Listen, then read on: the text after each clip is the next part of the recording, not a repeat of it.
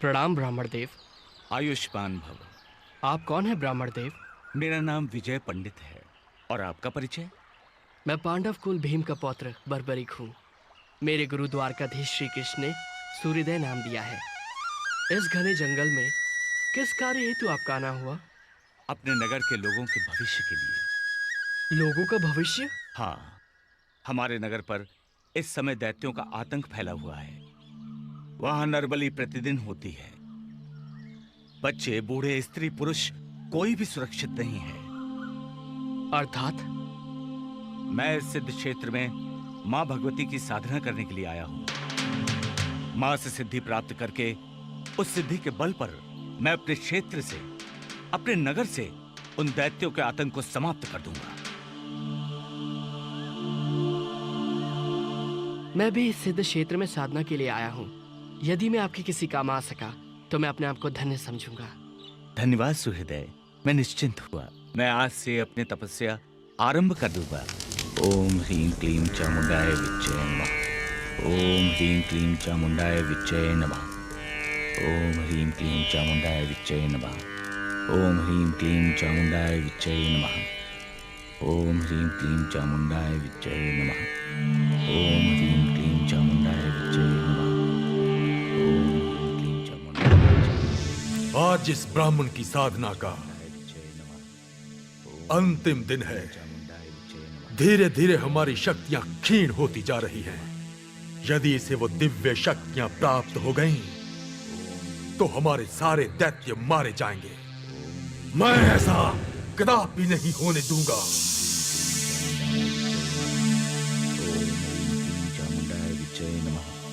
ओम ह्रीं क्लीं चामुंडाय विच्चय नमः। ओम ह्रीं क्लीं चामुंडाय विच्चय नमः।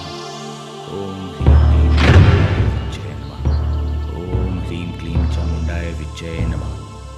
ओम ह्रीं क्लीं चामुंडाय विच्चय नमः। ओम ह्रीं क्लीं चामुंडाय विच्चय नमः। अरे अनर्थ, घोर अनर्थ! ये क्या कर रहे हो तुम बंधु? साधु महाराज, ये सिद्धि प्राप्ति के लिए हवन कर रहे हैं। अग्नि जलाकर? आप जानते हैं इस अग्नि के तेज से अनेक प्रकार के जीव जंतुओं की हत्या हो रही है। साधु महाराज, अग्नि में आहुति देने से तो देवताओं की तृप्ति होती है। अहिंसा ही परमो धर्म है। जीव हत्या घोर पाप है। मैं ऐसा कदापि नहीं होने दूंगा, कदापि नहीं। ये क्या कर रहे हैं आप? साधु होकर हवन की अग्नि बुझाना चाहते हैं? मैं अच्छी तरह से जानता हूं इन पाखंडी ब्राह्मणों को। मैं ऐसा कदापि नहीं होने दूंगा, कदापि नहीं। हट जाओ।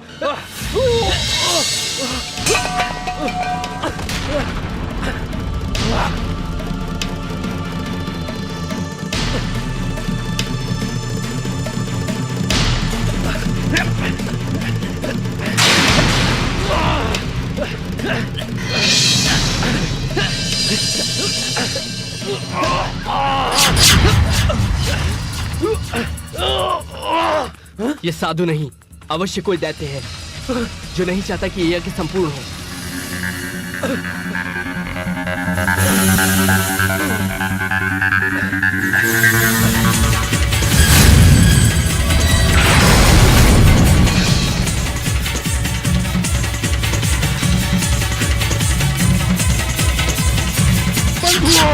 शत्रु हमारा पीछा कर रहा है, बच के जाने न पाए। घेर लो इसे, मार डालो इसे।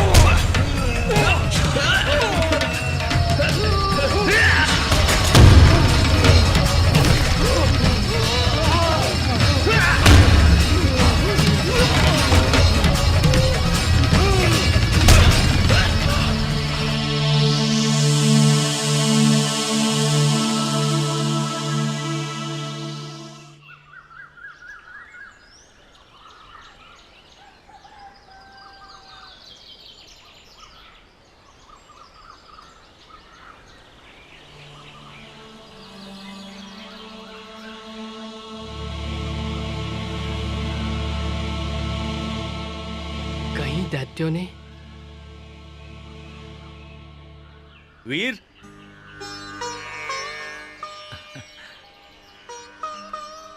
मैं और मेरे नगर निवासी तुम्हारा उपकार जीवन भर नहीं भूलेंगे।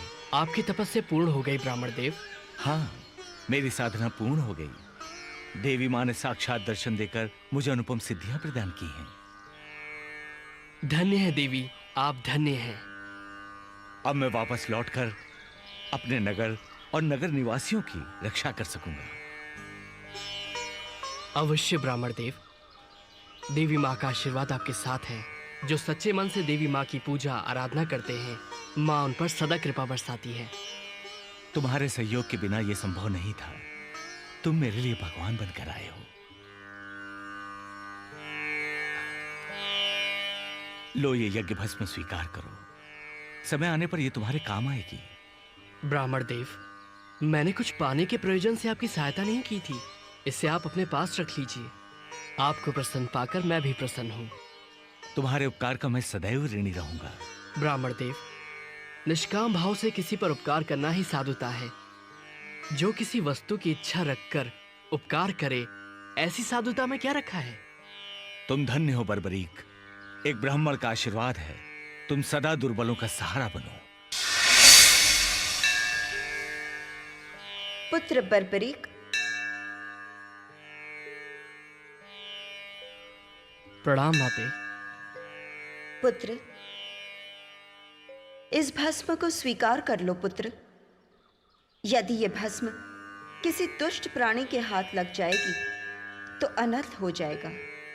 वो इसका प्रयोग अपनी स्वार्थ पूर्ति के लिए कर सकता है। तुम इसका दुरुपयोग नहीं करोगे। जैसी आपकी आज्ञा माते। कल्याण हो पुत्र। पुत्र, जो सिद्धियां हमने तुम्हें प्रदान की है, केवल वो ही पर्याप्त नहीं है। अभी तुम्हें शक्ति प्राप्त करना शेष है। मेरे लिए क्या आज्ञा है माते? भगवान शिव की आराधना करो पुत्र। वही तुम्हें शक्ति प्रदान करेंगे। हमारा आशीर्वाद सदैव तुम्हारे साथ है।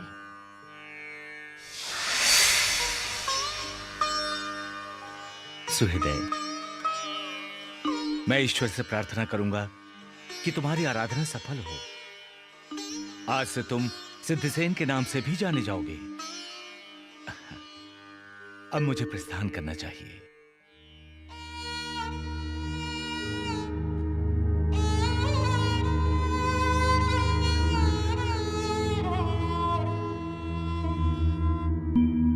भीम जी भ्राताश्री। पांचाली तो अब सचमुच थक चुकी है और मेरे अनुज भी।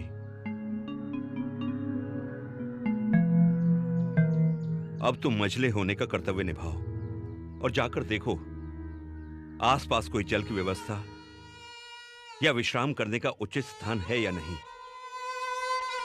और हां, शीघ्र लौटना भीम, क्योंकि 12 बरस की वनवास की अवधि अब समाप्त होने को है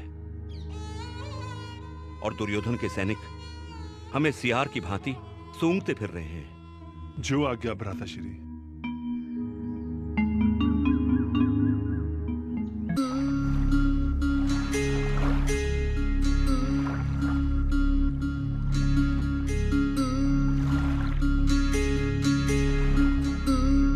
ये क्या कर रहे हो?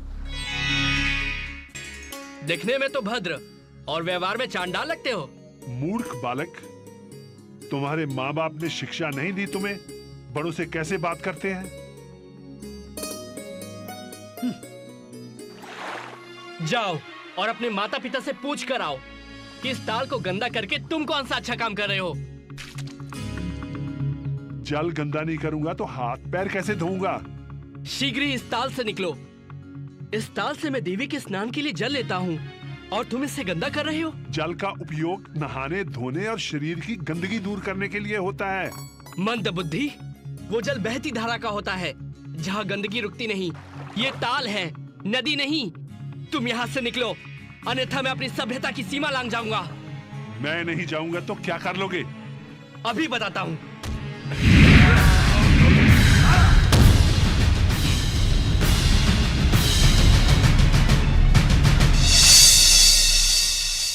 मैं बच्चों पे हाथ नहीं उठाता,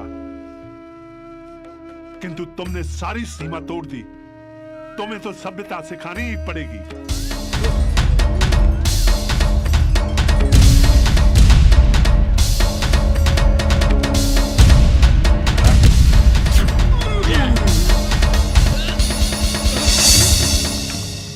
कैरोवत्स, ये तुम क्या कर रहे हो?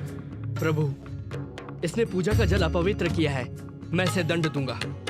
ऐसा मत करो वत्स। ये महाबली भीम तुम्हारे दादा हैं? मेरे दादाश्री भीम? हाँ पुत्र,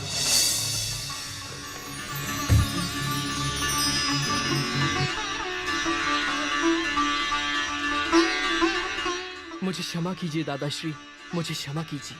तुम मेरे पौत्र हो, मेरे घटोत्कच के पुत्र। हाँ हाँ दादाश्री, मुझसे अनजाने में ऐसा अपराध हुआ है जिसकी कोई क्षमा नहीं। नहीं पौत्र नहीं, भूल मुझसे भी हुई है। मैंने भी बड़े होने का कोई अच्छा परिचय नहीं दिया। मेरे लिए मात्र जल था और तुम्हारे लिए पूजा का स्थल, इसलिए भूल जाओ जो भी हुआ। कैसे भूल जाऊं दादाश्री, मैंने अपनी शक्ति का दुरुपयोग किया, वो भी अपने दादाश्री पर। मुझे इसके लिए अपने आप को दंड देना होगा। नहीं पौत्र नहीं, मैंने तुम्हारा बाल्यकाल नहीं देखा। हर पौत्र बाल्यकाल में अपने दादा पे हाथ उठाता है। मन मैला न करो पौत्र, हमारा मिलना शायद इसी प्रकार लिखा था।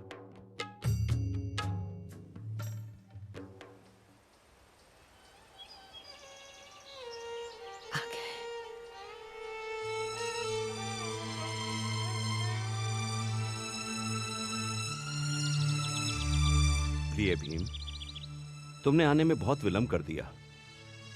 और ये भ्राताश्री, ये बर्बरीक है, मौरवी और घटोत्कच का पुत्र।